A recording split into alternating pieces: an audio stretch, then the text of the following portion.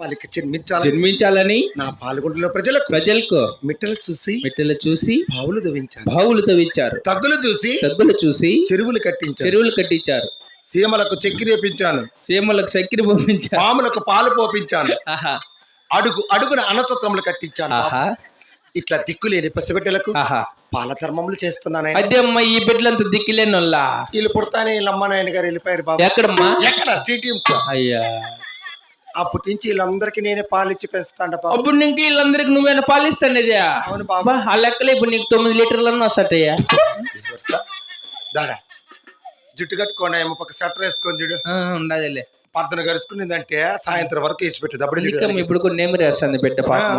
అయినా 24 గంటలు తిట్టాడాల్సింది, 24 గంటలు తాగుతాడాల్సింది. కరుసుకోండి పని అంతే బాబు. కాదు, నాకు డౌట్. ఏనైనా ఇప్పుడు ఈడిద్దరు నలుగురు, మొత్తం 6, 7, 8 మంది ఉన్నారు పిల్లలు. పొనుకొని